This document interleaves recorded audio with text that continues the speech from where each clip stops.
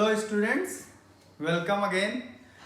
Last video में हमने बताया था आपसे कि अब चूंकि जेई और नीट के एग्ज़ाम का डेट अनाउंस हो चुका है, तो हम लोग आज से एक वन शॉट रिवीजन करके एक प्रोग्राम स्टार्ट कर रहे हैं। इसमें कोशिश करेंगे कि एक लेक्चर में एक चैप्टर को पूरी तरह कंप्लीट किया जाए।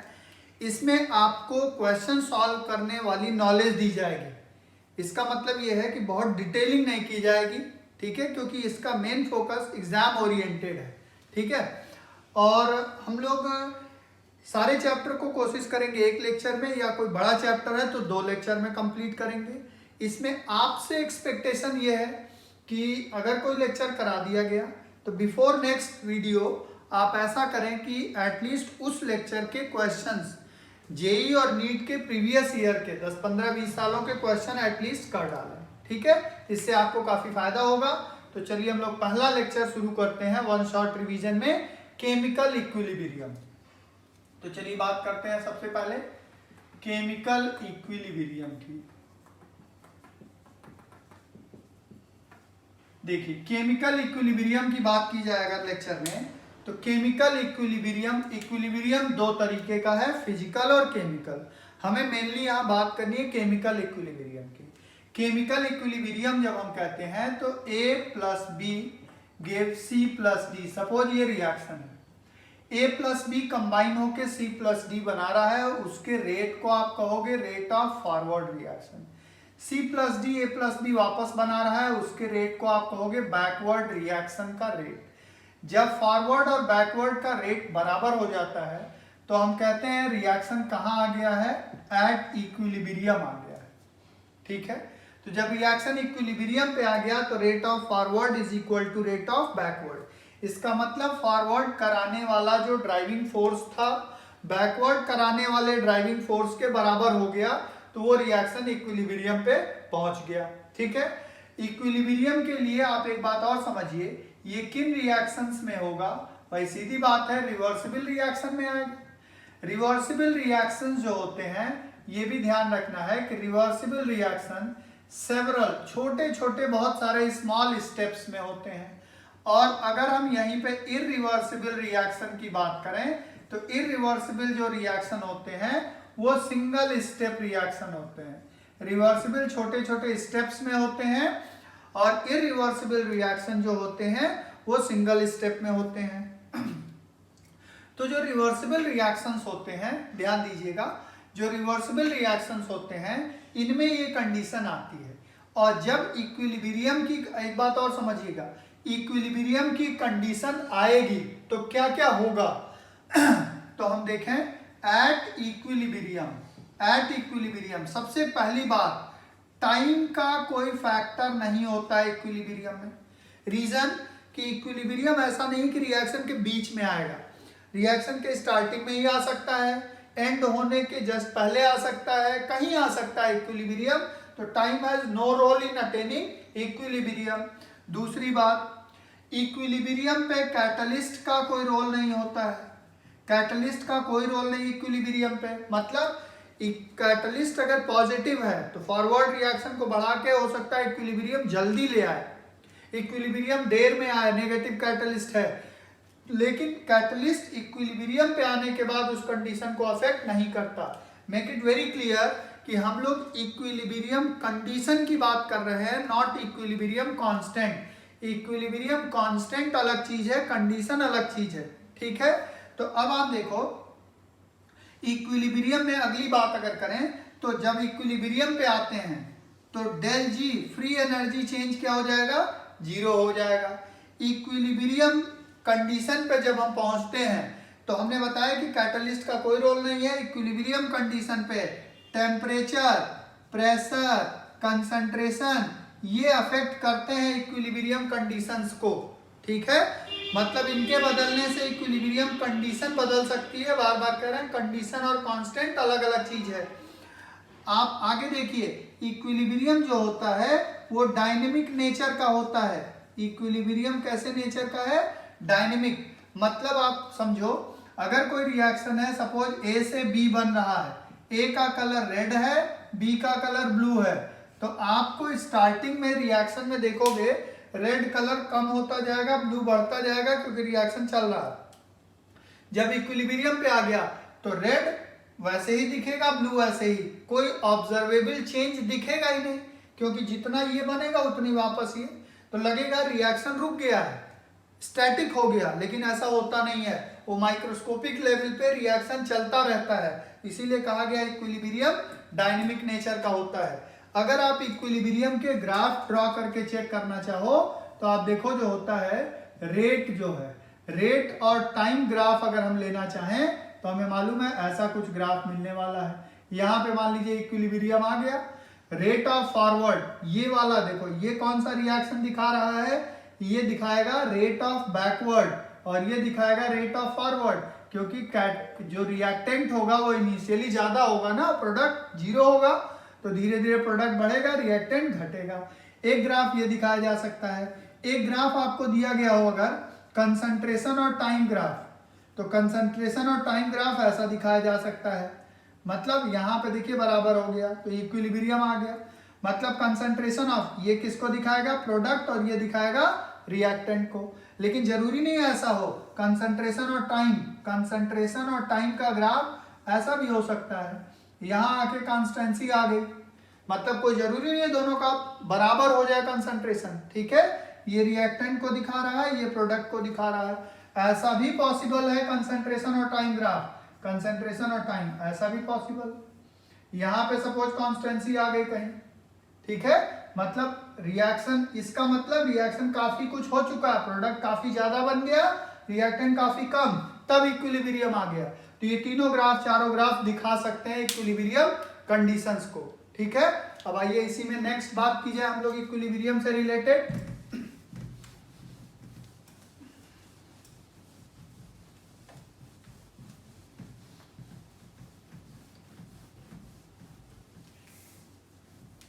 देखिए एक टर्म होता है हमारे पास law of mass action, law of mass action. तो लॉ ऑफ मास एक्शन क्या चीज है, देखिए इसी को हम लोग बोलते हैं गुलबर्ग एंड वागे लॉ, ठीक है। ये लॉ ऑफ मास एक्शन, इसमें सीधा सीधा बोला गया है कि किसी भी रिएक्शन के अंदर, ठीक है, कोई मान लीजिए ए और बी ये रिएक्शन हो रहा है और इससे आपको प्रोडक्ट मिल रहा है, तो according to law of mass action rate of reaction is directly proportional to product of active masses of reactant। reactant के active mass हम लोग कंसंट्रेशन जैसे यूज करते हैं उसका प्रोडक्ट होता है, और ये जो स्टोइकियोमेट्री है वही उसकी पावर हो जाती है, इसको हम लोग बोलते हैं लॉ ऑफ मास एक्शन, यह है रेट कांस्टेंट, ठीक है। तो अगर कोई रिएक्शन हमारे पास रिवर्सिबल रिएक्शन अगर है, सपोज हमसे कहा गया A B C and D mole of D, तो इसके लिए आप देखोगे सीधा सीधा दिखेगा रेट ऑफ फॉरवर्ड के लिए रिएक्टेंट है, तो यहाँ हो जाएगा K forward A to the power A and B to the power B, और रेट ऑफ जब बैकवर्ड देखेंगे तो K backward C to the power C and D to the power D हो जाएगा। तो अगर हम देखें RF बाई RB मतलब हमें ये KF बाई KB, जिस means RF is equal to RB at equilibrium पे फॉरवर्ड रेट बैकवर्ड के बराबर हो जाएगा। तो हम सीधा सीधा इक्वेशन निकाल लेते हैं, K इक्विलिब्रियम, ठीक है, is equal to KF by KB, ठीक है, is equal to C to the power C D to the power D upon A to the power A B to the power B, ठीक है। ये K equilibrium है। K का मतलब हो गया KF by KB, forward by backward, मतलब ये इक्विलिब्रियम कांस्टेंट हो गया। ये K इक्विलिब्रियम जो है, K इक्विलिब्रियम को बोलते हैं इक्विलिब्रियम कांस्टेंट। अगर ये कंसंट्रेशन के टर्म में लिया जाएगा, equilibrium constant in terms of concentration, तो इसको Kc कहते हैं। Equilibrium constant in terms of pressure अगर लेंगे तो इसको आप क्या कहोगे, Kp कहोगे, ठीक है। हम Kp प्रेशर के टर्म में ऐसे ले सकते हैं, हमें मालूम है गैसेस के लिए PV इक्वल टू nRT होता है। किसके लिए? गैसेस के लिए। तो P इक्वल टू N/V/RT हो जाएगा और P equal to CRT। N/V is concentration, ठीक है। R और T अगर कांस्टेंट है तो P directly proportional to C, मतलब कंसंट्रेशन की जगह प्रेशर भी लिया जा सकता है, ठीक है। तो अगर प्रेशर के टर्म में इसी रिएक्शन को हम रिप्रेजेंट करें तो हम कहेंगे Kp is equal to partial pressure of C to the power C, partial pressure of D to the power D, partial pressure of A to the power A, partial pressure of B to the power B।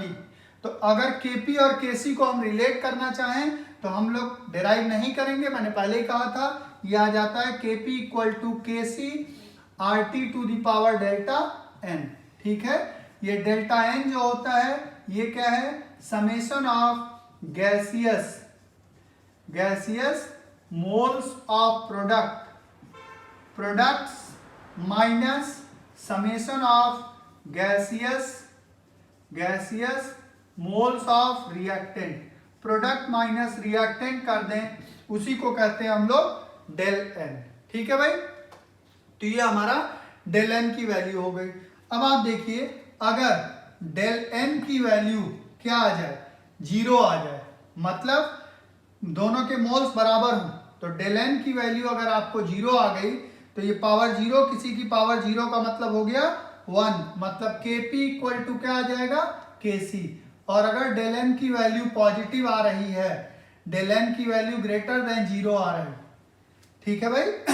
Del n की value greater than 0 आ रही है, इसका मतलब है कि Kp को पाने के लिए Kc में कुछ मल्टीप्लाई करना पड़ेगा। This means Kp greater than Kc, ठीक है। Kp ग्रेटर देन Kc और डेल n की वैल्यू अगर लेस देन 0 आ रही है तो Kc ग्रेटर देन Kp।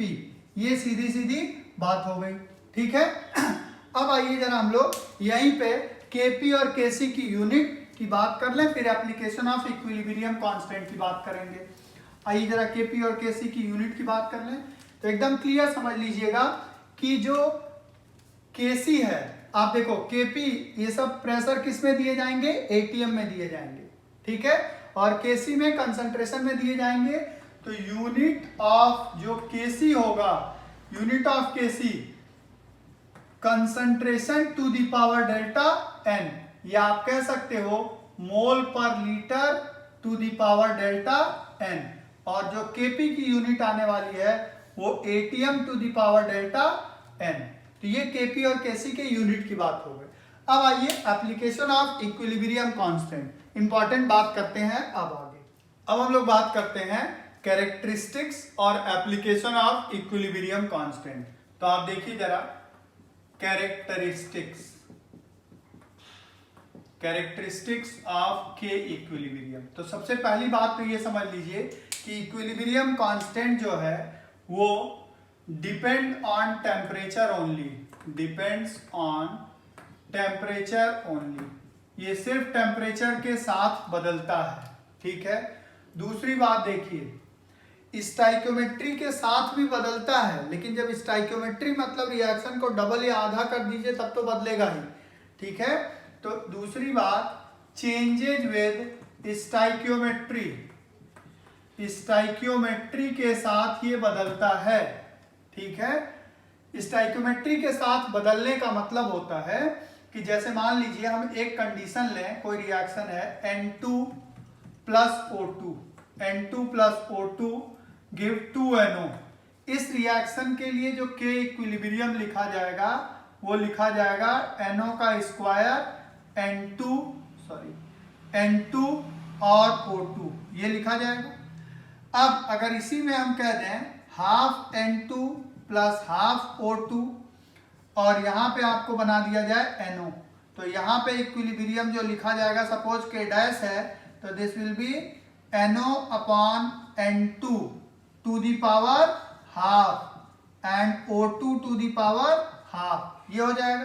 तो आप देखिए ये पावर 2 था, ये पावर नहीं था, इसका मतलब दोनों में स्क्वायर का रिलेशन आ गया, ठीक है। तो स्टाइक्योमेट्री बदलने से K बदल गया, ये एक कंडीशन हुई।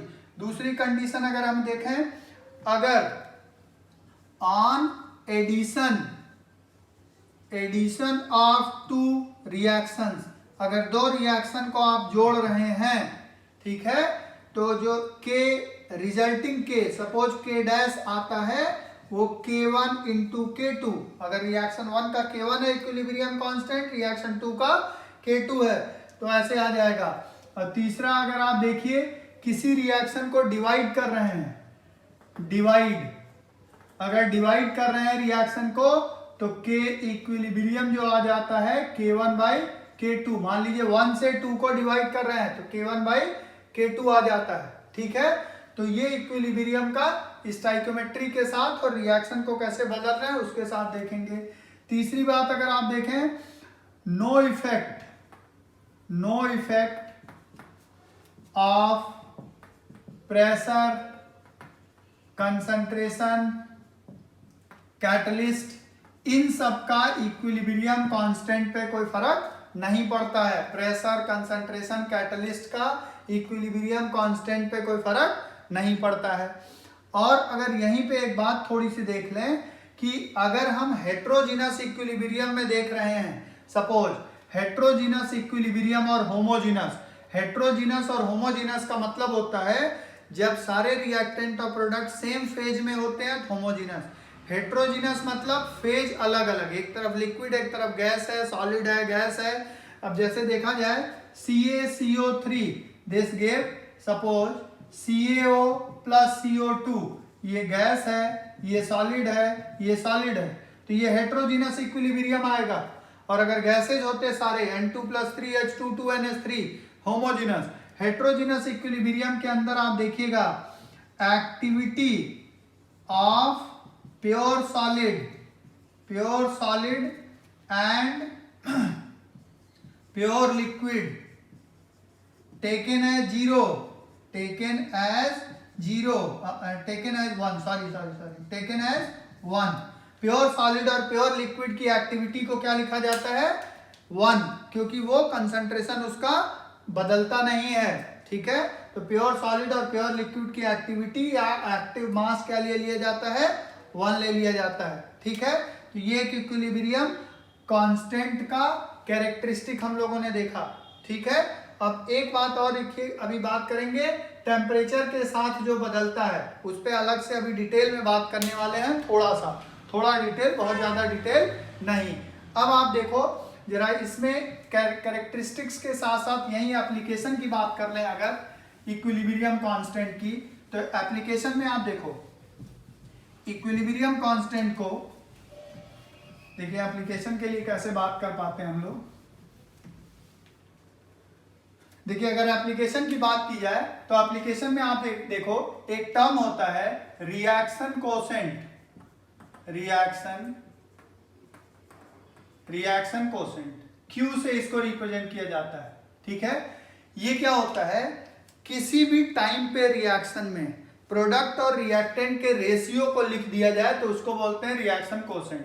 मतलब A plus B give C plus D, अगर ये रिएक्शन है और Q की वैल्यू लिख दी गई इन टर्म्स ऑफ कंसंट्रेशन, तो QC जैसे Kc वैसे QC, तो ये C और ये D, ये A और ये B, ठीक है।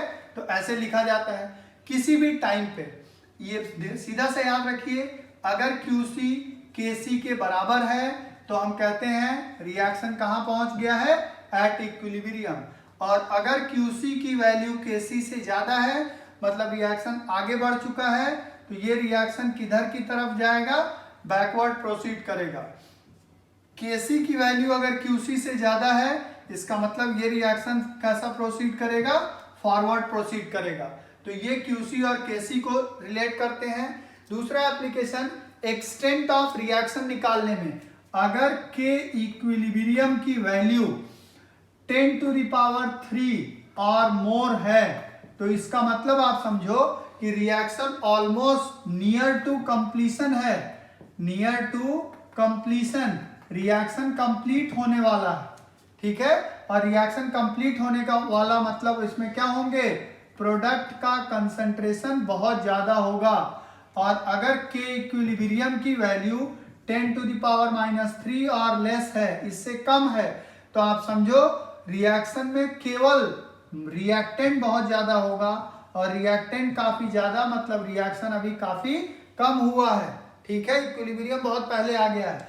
और अगर के इक्विलिब्रियम की वैल्यू 1 के आसपास है तो हम कहते हैं approx equal reactant and product, reactant and product की वैल्यू करीब करीब क्या है, बराबर, तब हम कहते हैं कि इक्विलिब्रियम की वैल्यू क्या है, 1, ठीक है।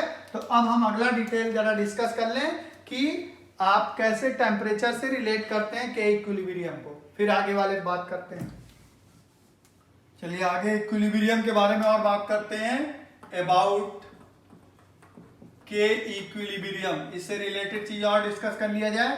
तो आप एक बात समझिए, एक रिएक्शन होता है, एक इक्वेशन होता है del G is equal to del G naught plus 2.303 RT log K equilibrium, और हम सभी जानते हैं एट इक्विलिब्रियम के क्या हो जाता है, del G की वैल्यू क्या हो जाती है, 0, ठीक है।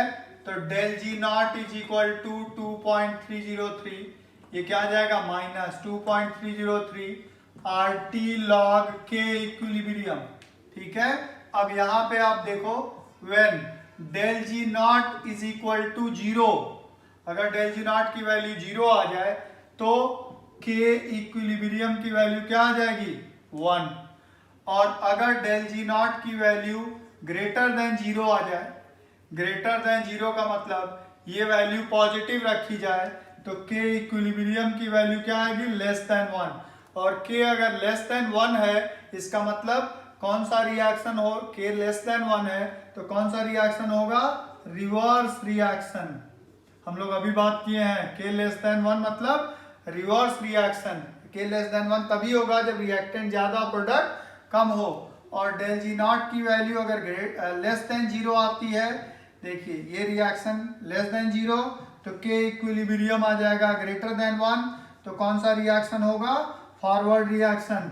तो ऐसी भी कंडीशन लेकर के आपसे सवाल पूछ लेते हैं, ठीक है। इसके अलावा के को अगर हम थोड़ा टेम्परेचर के साथ और रिलेट करना चाहें तो हम कह सकते हैं, एक इक्वेशन होता है जिसको बोलते हैं हम लोग वांट हाफ इक्वेशन, इसको बोला जाता है वांट हाफ इक्वेशन। इसके बारे में ऐसा कोई डिटेल नहीं, लेकिन इससे रिलेट करके क्वेश्चन आता है। तो हम वांट हाफ इक्वेशन में क्या कहते हैं, log k2 by k1 is equal to del h upon 2.303 r 1 upon t1 minus 1 upon t2, ये होता है वांट हाफ इक्वेशन, ठीक है। अब यहाँ पे अगर हम देखें फॉर एंडोथर्मिक रिएक्शन, अगर किसी एंडोथर्मिक रिएक्शन के लिए बात की जाए तो del H की वैल्यू क्या होने वाली है, पॉजिटिव, और हम ये कंडीशन दे दें T2 ग्रेटर देन T1, ये कंडीशन आपके पास है T2 ग्रेटर देन T1, और एंडोथर्मिक रिएक्शन के लिए del H की वैल्यू का मतलब हो गया पॉजिटिव, ठीक है। तो अगर ऐसा होगा तो क्या आएगा, K2 ग्रेटर देन K1 आएगा, ये वैल्यूज पुट करने पे। केवल समझ लीजिए K2 ग्रेटर देन K1 आने का मतलब ये क्या कह रहा है, ये स्टेटमेंट से सवाल आ सकता है। स्टेटमेंट ये कह रहा है कि एंडोथर्मिक रिएक्शन के लिए हायर टेम्परेचर पे K की वैल्यू हायर है, मतलब सीधा सा बात हुआ, फॉर एंडोथर्मिक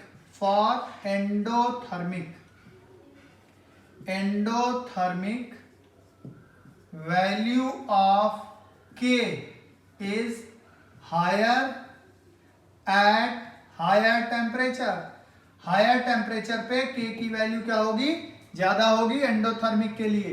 अगर इसी रिएक्शन में फॉर एक्सोथर्मिक रिएक्शन आप चेक करो जरा भाई, एक्सोथर्मिक के लिए चेक करो, तो अगर एक्सोथर्मिक के लिए इसी रिएक्शन में चेक करोगे और कंडीशन यही है T2 ग्रेटर देन T1, ठीक है, तो ये वैल्यू रखोगे, del H की वैल्यू एक्सोथर्मिक के लिए क्या होती है, नेगेटिव, तो ये वैल्यू पुट करोगे तो आएगा K1 ग्रेटर देन K2।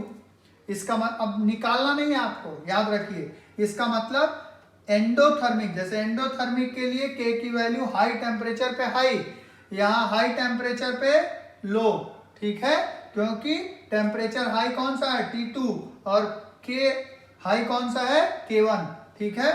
इसका मतलब आप कह सकते हो फॉर एक्सोथर्मिक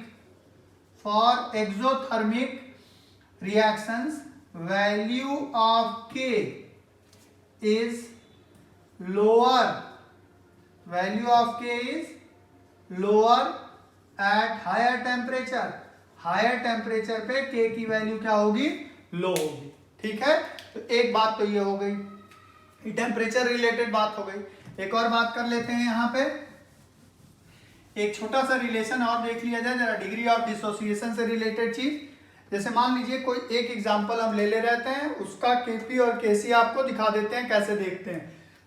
जैसे रिएक्शन ले लिया हमने, PCl5 give PCl3 plus Cl2, ये रिएक्शन ले लिया।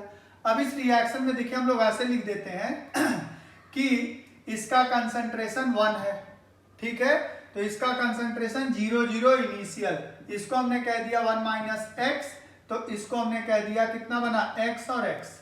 ठीक है, तो अगर हमें Kc की वैल्यू निकालनी होगी तो हम क्या लिखेंगे, PCl3 का कंसंट्रेशन, Cl2 का कंसंट्रेशन अपॉन PCl5 का कंसंट्रेशन। और कंसंट्रेशन होता क्या है, जैसे हमें कहा जाए PCl3 का कंसंट्रेशन, तो कंसंट्रेशन होगा x upon v, mole upon volume होता है। Cl2 का कंसंट्रेशन x अपॉन v, और PCl5 का कंसंट्रेशन क्या हो जाएगा, 1 माइनस x अपॉन v हो जाएगा। ठीक है, तो ये हो गया। अब यहाँ पे आप सीधा सीधा क्या कह सकते हो, Kc इज इक्वल टू क्या हो जाएगा, x upon v into x upon v upon 1 minus x upon v। ठीक है, अब Kc इज इक्वल टू क्या हो गया, v ऊपर हो गया, देखिए x स्क्वायर, एक v कैंसिल हो गया, 1 माइनस एक्स इंटू वी, ये Kc की वैल्यू आ गई। ठीक है, इसी तरीके से हम Kp भी इक्वेट कर सकते हैं, कोई जरूरी नहीं है आप 1 मोल लें, आप a मोल भी लेकर के रिएक्शन को कर सकते हैं। ठीक है, तो अब आप देखो यहां पे एक और बात कर लेते हैं हम लोग कि देखिएगा, जैसे हम लोग ये देखें, यहां पे ये देख लेते हैं कि जैसे मान लीजिए एक और रिएक्शन को लिया जाए और उसमें Kp की वैल्यू इक्वेट करनी हो आपको, आपसे कहा गया मान लीजिए कि यही रिएक्शन उलट दिया हमने, PCl3 plus Cl2 give PCl5, ये रिएक्शन है।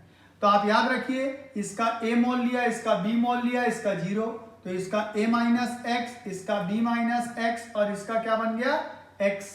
ठीक है, स्टोइकियोमेट्री बराबर है, तो हम लोग सभी जानते हैं, ध्यान दीजिएगा, स्टोइकियोमेट्री बराबर है, अगर मान लीजिए यहाँ 2 होता तो हम लिखते हैं 2x।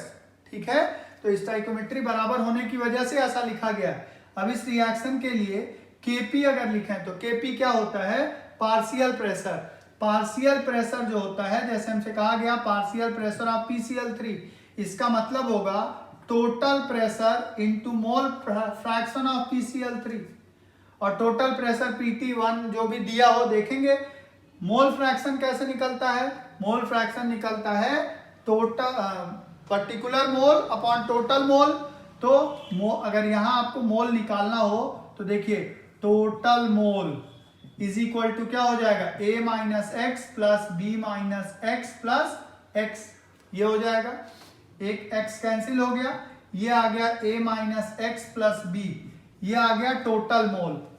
ठीक है, A minus x plus B आ गया टोटल मोल। अब पार्शियल प्रेशर ऑफ PCl3 अगर देखना है, पार्शियल प्रेशर ऑफ PCl3, तो क्या हो जाएगा, A minus x upon A minus x plus B, ऐसा आ जाएगा। तो ऐसे ही partial pressure of Cl2, partial pressure of PCl5, सारे पार्शियल प्रेशर को, ये पार्शियल प्रेशर हुआ, ये तो मोल फ्रैक्शन हुआ, mole fraction into total pressure कर दीजिए, तो ये पार्शियल प्रेशर PCl3 का मिल गया। इसी तरीके से पार्शियल प्रेशर Cl2 PCl5 मिलके आप इक्वेट कर सकते हैं। ठीक है, तो ये बात हुई आपकी किसकी, Kp और Kc कैसे निकालते हैं, कभी कभी इक्वेट करने को दे दिया जाता है। ठीक है, तो ये हमारी बात हो गई Kp और Kc के लिए। एक चीज यहाँ पे और बात कर ली जाए, फिर हम लोग ली चटलिया प्रिंसिपल की तरफ मूव कर लेते हैं। तो देखिए नेक्स्ट बात जो इसमें और करनी है वो ये है आपके पास कि जैसे मान लीजिए एक टर्म, चलिए हम लोग देख लेते हैं, एक टर्म होता है degree of dissociation. Degree of dissociation, इसको रिप्रेजेंट करते हैं हम लोग अल्फा से। डिग्री ऑफ डिसोसिएशन होता क्या है, नंबर ऑफ मॉलिक्यूल्स या मोल्स, नंबर ऑफ मॉलिक्यूल्स या moles dissociated upon number of molecules taken, number of molecule dissociated upon number of molecules taken, ये अल्फा की वैल्यू होती है। ठीक है भाई। तो अगर हम देखें कि कहीं अल्फा की वैल्यू 0.1 है, इसका मतलब क्या है, जैसे परसेंटेज है, अल्फा की वैल्यू मान लीजिए 0.7 है, मतलब 100 मॉलिक्यूल लिया था 70 मॉलिक्यूल डिसोसिएट हो गए। 0.1 है, 100 लिया था 10 डिसोसिएट हो गए, ये अल्फा की वैल्यू होती है। ठीक है। तो अगर किसी रिएक्शन, जैसे हम लोग कह देते हैं A गिव्स B प्लस सी, मान लीजिए ये रिएक्शन है, हम कहते हैं इनिशियल कंसंट्रेशन C है, ये 0 है, ये 0 है। तो कई बार ऐसा होता है हम लोग लिख देते हैं C1 minus alpha, C alpha, C alpha, तो बच्चे कंफ्यूज हो जाते हैं। देखो कैसे हम लोग ऐसे लिख देते हैं C1 minus alpha, C alpha, C alpha. तो ये कैसे आया होगा, देखो हमें इतना तो क्लियर है, अगर हम यहाँ से देखें तो C में से X मोल हटा दिया गया, तो ये क्या बना होगा, X और X, ये कंसंट्रेशन था। और X क्या चीज है, X जो है, आप समझना भाई ध्यान से, X जो है इनिशियल कितना लिया था आपने, मान लीजिए C। ठीक है। तो इनिशियल अगर C था तो आप देखिए अल्फा की वैल्यू क्या हो जाएगी, इनिशियल आपने C लिया है। ठीक है। मान लीजिए टोटल कंसंट्रेशन हम यूज कर रहे हैं तो C लिया है, और नंबर ऑफ मॉलिक्यूल डिसोसिएटेड उसमें से कितने हैं, X, तो X की वैल्यू क्या हो गई, C अल्फा। ठीक है। तो अब आप खुद देखिए, तो X की वैल्यू अगर रखेंगे C माइनस C अल्फा, ये C अल्फा, ये C अल्फा, तो ये क्या आ जाएगा, C1 minus alpha, C alpha और C अल्फा। तो इस तरीके से इसको रिलेट कर दिया जाता है। ठीक है। अब अगर एक और चीज इसमें बात कर लेते हैं, एक चीज इसमें यह होता है कि हम लोग ये देखते हैं कि वेपर डेंसिटी से एक रिलेशन आ जाता है अल्फा का, alpha is equal to D minus D by D आता है। ठीक है।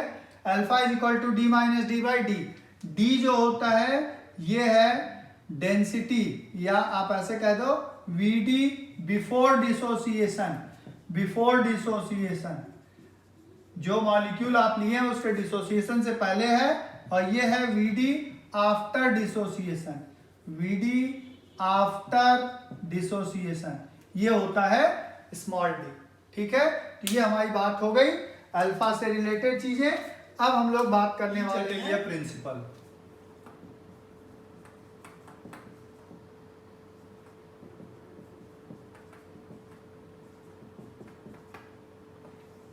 देखिए ली चैटलियर प्रिंसिपल बेसिकली क्या कहता है, ये कहता है कोई भी रिएक्शन इक्विलिब्रियम पे है तो इक्विलिब्रियम पे ही रहेगा।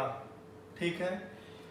कोई भी डिस्टरबेंस अगर उस टाइम पे करोगे तो वो उसको एडजस्ट कर लेगा, मतलब इक्विलिब्रियम पे है तो इक्विलिब्रियम पे ही रहना चाहता है, क्योंकि इक्विलिब्रियम एक कांस्टेंट कंडीशन है। ठीक है। उस टाइम पे रिएक्शन को अगर आप डिस्टर्ब करोगे तो वो उस डिस्टरबेंस से दूर जाएगा, मतलब इक्विलिब्रियम पे ही रहना चाहेगा, उसको एडजस्ट कर लेगा। ठीक है। तो बेसिकली इसमें प्रिंसिपल में ऐसा कुछ नहीं है, इसके आपको देखना है एप्लीकेशंस। तो एप्लीकेशंस में देखिए क्या क्या फर्क पड़ता है, किन किन पे हम अप्लाई करते हैं। तो सबसे पहले देखें टेम्परेचर। तो टेम्परेचर के लिए एकदम सीधी बात समझ लीजिए, एंडोथर्मिक जितने रिएक्शन हैं, अभी हम लोगों ने प्रूव भी किया था, एंडोथर्मिक रिएक्शन जो होते हैं वो फेवर्ड बाय हाई टेम्परेचर, क्योंकि उनको टेम्परेचर चाहिए तो हाई टेम्परेचर से वो फेवर होते हैं। और एक्सोथर्मिक जो रिएक्शंस होते हैं, एक्सोथर्मिक, वो फेवर होते हैं कैसे, फेवर्ड बाय लो टेम्परेचर, वो लो टेम्परेचर से फेवर होते हैं एक्सोथर्मिक रिएक्शंस। ठीक है। अब हम यहीं पे प्रेशर की भी, टेम्परेचर प्रेशर दोनों की बात करके इकट्ठे अप्लाई करेंगे। प्रेशर की बात अगर करें, देखो प्रेशर की अगर आप बात करो तो प्रेशर में आप देखिए किसी भी रिएक्शन के अंदर अगर डेल एन की वैल्यू 0 आ रही है तो no effect of pressure, no effect of pressure. Del N की वैल्यू 0 आने का मतलब number of mole reactant of product के बराबर हैं, तो प्रेशर का कोई इफेक्ट नहीं पड़ता है। और अगर इसके अलावा सीधा सा समझो, हमेशा रिएक्शन ऐसे याद रखो, मोर मोल टू लेस मोल की तरफ जाता है, ज्यादा मोल से कम मोल की तरफ जाता है। कब? Pressure increases, pressure increases. अगर प्रेशर बढ़ाया तो ज्यादा मोल से रिएक्शन किधर चला जाएगा? कम मोल की तरफ। और प्रेशर मान लीजिए आपने घटाया, प्रेशर को घटा दिया, तो इसका जस्ट उल्टा हो जाएगा। कम मोल से रिएक्शन किधर की तरफ जाएगा? ज्यादा मोल की तरफ। तो बस इतना सा प्रेशर का इफेक्ट हुआ। ठीक है, तो आप देखिए इस तरीके का reaction A plus B give C plus 2D minus heat. अब माइनस हीट लिखें, एक्सो और एंडो के लिए एकदम क्लियर रखिएगा। चलिए हम डेल एच के फॉर्म में लिख रहे हैं, del H equal to minus. इसका मतलब रिएक्शन ये कैसा है? एक्सो। हमने कहा फॉरवर्ड रिएक्शन, सॉरी ये रिवर्सिबल साइन रहेगा, फॉरवर्ड रिएक्शन को बढ़ाना है। फॉरवर्ड रिएक्शन कैसा दिख रहा है? बोलिए भाई, एक्सो। और एक्सो कैसे फेवर होता है? लो टेम्परेचर से। मतलब इस रिएक्शन में फॉरवर्ड फेवर होगा कैसे? लो टेम्परेचर से। ठीक है, और अगर बैकवर्ड फेवर करना है तो सीधी बात है, अगर फॉरवर्ड एक्सो है तो बैकवर्ड क्या होगा? एंडो। और एंडो कैसे फेवर होगा भाई? हाई टेम्परेचर से। ठीक है, प्रेशर की बात की जाए, इधर 1 और 1 2 मोल है, इधर 2 मोल टोटल दिखाई दे रहा है, 1 और 2 3 मोल दिखाई दे रहा है। प्रेशर बढ़ाओगे, अगर आपने प्रेशर को बढ़ाया तो किधर से किधर आएगा रिएक्शन? बैकवर्ड आएगा। ऊपर लिखा हुआ है ज्यादा मोल से कम मोल की तरफ प्रेशर बढ़ाने पे। और अगर प्रेशर आपने घटा दिया कम मोल से ज्यादा मोल की तरफ, मतलब किधर चला जाएगा? फॉरवर्ड। तो फॉरवर्ड जाने के लिए प्रेशर कम होना चाहिए, बैकवर्ड के लिए प्रेशर इसमें ज्यादा होना चाहिए। फॉरवर्ड जाने के लिए टेम्परेचर लो होना चाहिए, बैकवर्ड के लिए टेम्परेचर हाई होना चाहिए। दूसरी बात इसमें एकदम क्लियर समझना भाई। अब वो ऐसे पूछते हैं, अगर C का कंसंट्रेशन बढ़ाना है तो बताओ टेम्परेचर कैसा होना चाहिए? तो C तभी बढ़ेगा जब रिएक्शन किधर जाएगा? फॉरवर्ड। और फॉरवर्ड जाने के लिए टेम्परेचर क्या होना चाहिए? लो। वो कहेंगे C बढ़ाना है तो प्रेशर क्या होना चाहिए? C तभी बढ़ेगा जब फॉरवर्ड जाएगा। और फॉरवर्ड कब जाएगा? जब आपने प्रेशर क्या किया है? लो। तो प्रेशर लो तब फॉरवर्ड, टेम्परेचर लो तब फॉरवर्ड। ठीक है, अब उन्होंने कहा D का कंसंट्रेशन घटाना है। घटाने का मतलब रिएक्शन इधर ले आना पड़ेगा, तभी D यूज होगा और घट जाएगा। तो ये वाला रिएक्शन कैसा है? एंडोथर्मिक, क्योंकि फॉरवर्ड कैसा है? एक्सो।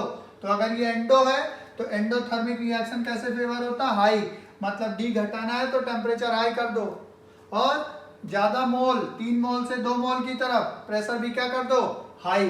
तो ये सीधा सा टेम्परेचर प्रेशर का इफेक्ट होता है ली चैटलिया प्रिंसिपल के अकॉर्डिंग। ठीक है, अब हम यहीं पे ये देख लेते हैं, जरा थोड़ी स्पेसिफिक बातें कर लेते हैं। तो स्पेसिफिक बातों में देखिए क्या है, देखिए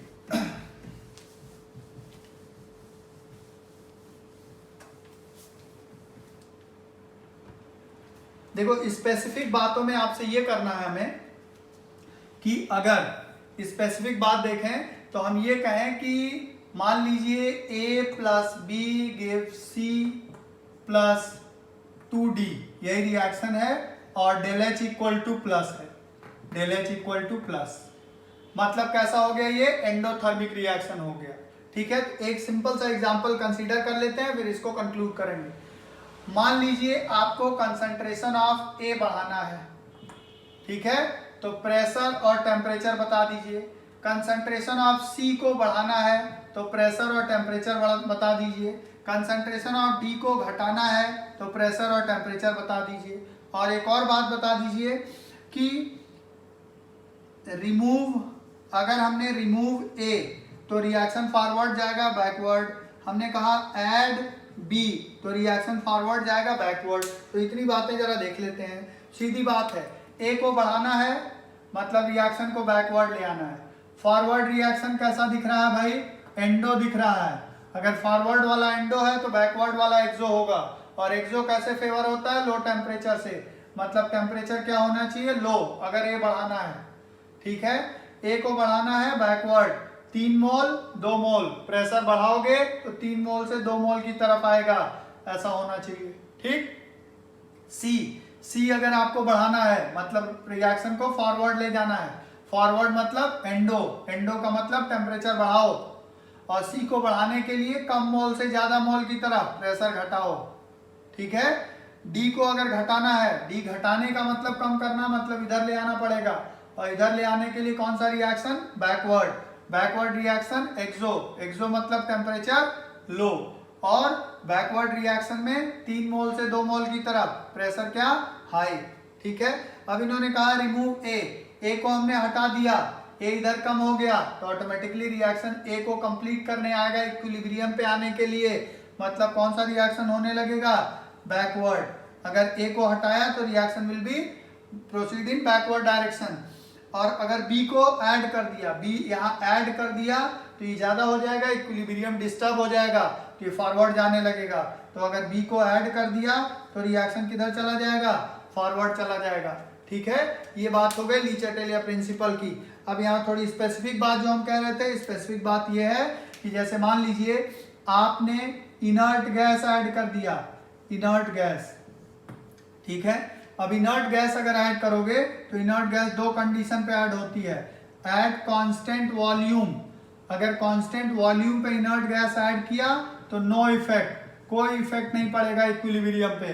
और अगर कांस्टेंट प्रेशर पे ऐड किया, एट कांस्टेंट प्रेशर, तो याद रखो ये किधर जाएगा, फिर वही बात है रिएक्शन जाएगा, आप देखिए कांस्टेंट प्रेशर पे रिएक्शन मूव टुवर्ड्स मोर मोल की तरफ जाएगा, जिधर ज्यादा मोल होंगे। N2 + 3H2 give 2NH3।